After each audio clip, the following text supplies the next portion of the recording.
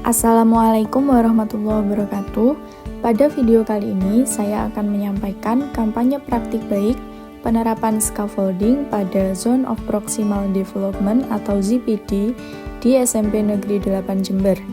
Video ini dibuat untuk memenuhi ujian akhir semester mata kuliah Perspektif Sosiokultural Pendidikan Indonesia. Sebelumnya, izinkan saya memperkenalkan diri. Nama saya Tarisa Arianda, NIM 2502111058843. Saya adalah mahasiswa PPG Prajabatan Gelombang 2 tahun 2023, jurusan Pendidikan Matematika, Universitas Jember. Pada bagian pertama, saya akan menyampaikan ringkasan intervensi terkait penerapan scaffolding pada Zone of Proximal Development atau ZPD. ZPD adalah suatu konsep yang diperkenalkan oleh Lev Vygotsky, seorang ahli psikologi dan teori perkembangan manusia. Vygotsky mengenalkan teorinya pada awal abad ke-20 dan konsep ZPD menjadi salah satu pilar utama dalam pandangannya terhadap pembelajaran. Vygotsky berpendapat bahwa ZPD terbentuk dari jarak antara zona perkembangan aktual dan zona perkembangan potensial.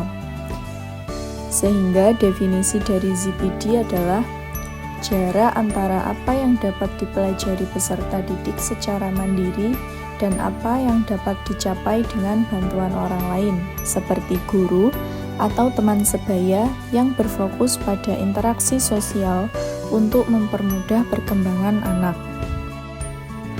ZPD sendiri tidak hanya dipahami dalam konteks kognitif, tetapi juga konteks sosial dan budaya. Vygotsky Zone of Proximal Development atau ZPD tergambar pada diagram berikut ini. ZPD terdiri dari 3 bagian, yakni what is already known, apa yang sudah diketahui, kemudian what can be known with assistance, apa yang dapat diketahui dengan pendampingan, kemudian yang terakhir yaitu what is not known, apa yang belum diketahui. Pada bagian yang pertama, what is already known ini terjadi sebelum pembelajaran. Kemudian yang kedua, what can be known with assistance, terjadi selama proses pembelajaran sehingga terdapat ZPD di dalamnya. Dan yang terakhir adalah what is not known, apa yang belum diketahui akan terlihat di the future atau setelah proses pembelajaran terjadi.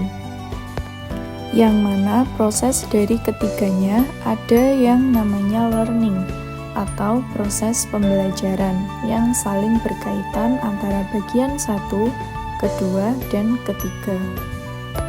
Selanjutnya adalah konsep scaffolding. Scaffolding pada Zone of Proximal Development merupakan bantuan yang diberikan kepada peserta didik. Hal ini bertujuan untuk memastikan potensi pembelajaran peserta didik dengan memberikan dukungan yang sesuai dengan tingkat keterampilan mereka. Seiring perkembangan peserta didik tersebut, scaffolding ini dapat disesuaikan atau bahkan dikurangi seiring dengan peningkatan kemampuan dan pemahaman mereka. Jika dalam proses pembelajaran peserta didik telah mengalami peningkatan kemampuan pemahaman, ZPD dapat dihentikan secara perlahan atau bahkan dihilangkan. Berikut ini adalah penerapan scaffolding pada ZPD di SMP Negeri 8 Jember. Peserta didik kelas 9C di SMP Negeri 8 Jember yang terdiri dari 32 peserta didik dengan kemampuan dan karakteristik yang berbeda-beda. Serta tantangan yang saya temukan di kelas ini yaitu yang pertama, mempertahankan minat dan motivasi belajar peserta didik. Yang kedua, membuat rancangan pembelajaran dengan metode, strategi, dan media yang tepat untuk peserta didik. Dan yang terakhir, membentuk kelompok secara adil dan merata mengacu pada asesmen diagnostik yang telah diberikan pada awal pembelajaran. Langkah-langkah penerapan scaffolding pada Zone of Proximal Development di SMP Negeri 8 Jember yang saya lakukan diantaranya yang pertama yaitu memberikan asesmen diagnostik terkait materi prasyarat untuk mengetahui kesiapan belajar dan level kognitif peserta didik di kelas 9C. Hasil dari asesmen ini akan menjadi acuan bagi saya untuk membagi peserta didik dalam kelompok yang heterogen sesuai dengan gaya belajar dan level kemampuan kognitif mereka. Gambar di samping ini merupakan dokumentasi ketika kelas 9C melakukan tes diagnostik kognitif dan non-kognitif. Tes diagnostik kognitif berupa soal yang menjadi materi prasyarat untuk menentukan volume kerucut, sedangkan tes diagnostik non-kognitif berupa angket gaya belajar. Langkah yang kedua yakni membentuk kelompok heterogen untuk melibatkan peserta didik aktif dalam diskusi kelompok dan memicu mereka untuk berpikir dalam memecahkan masalah. Dalam satu kelompok terdapat peserta didik yang mempunyai level kognitif tinggi, sedang, dan rendah. Hal ini bertujuan agar peserta didik yang memiliki level kemampuan pemahaman yang lebih tinggi dapat memberikan scaffolding pada temannya yang kurang memahami. Langkah yang ketiga yaitu menjadi fasilitator dan mediator bagi peserta didik selama proses pembelajaran. Pada tahap ini, guru aktif berkeliling kepada masing-masing kelompok untuk mencari tahu kelompok yang mengalami kesulitan dan sekiranya membutuhkan scaffolding dari guru.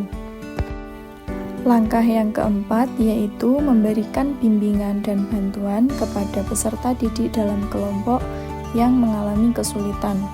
Pada tahap ini, saya menemukan beberapa kelompok yang aktif mengangkat tangannya untuk bertanya kepada saya terkait hal yang dibingungkan dalam kelompok tersebut. Di sini saya juga menyesuaikan scaffolding yang saya berikan kepada peserta didik, melihat hasil tes diagnostik kognitif yang telah mereka kerjakan.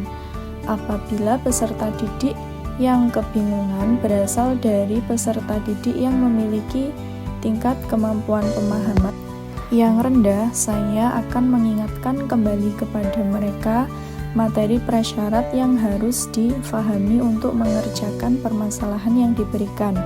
Sedangkan apabila peserta didik yang kebingungan adalah peserta didik yang memiliki pemahaman yang sedang, saya hanya akan mengulas sedikit terkait materi yang harus ia pahami untuk menyelesaikan masalah tersebut. Kemudian langkah yang terakhir yaitu memberikan kesempatan kepada peserta didik untuk mempresentasikan hasil diskusi kelompoknya ke depan. Hal ini akan menjadikan diskusi yang lebih hidup, yaitu peserta didik yang tidak presentasi akan menanggapi apa yang disampaikan oleh temannya yang ada di depan. Di sini guru berperan sebagai mediator antara kelompok yang sedang presentasi dan kelompok yang tidak presentasi. Selanjutnya yaitu hasil penerapan. Hasil yang diperoleh setelah menerapkan scaffolding pada Zone of Proximal Development dalam pembelajaran matematika di kelas 9C mengenai volume kerucut dapat dikategorikan baik. Peserta didik dapat memahami konsep dan mampu menemukan rumus volume kerucut serta menyelesaikan masalah kontekstual yang berkaitan dengan volume kerucut dengan bantuan teman sebaya. Dari jumlah peserta didik kelas 9C yakni 32 peserta didik, terdapat 7 peserta didik yang masih belum mampu mencapai tujuan pembelajaran.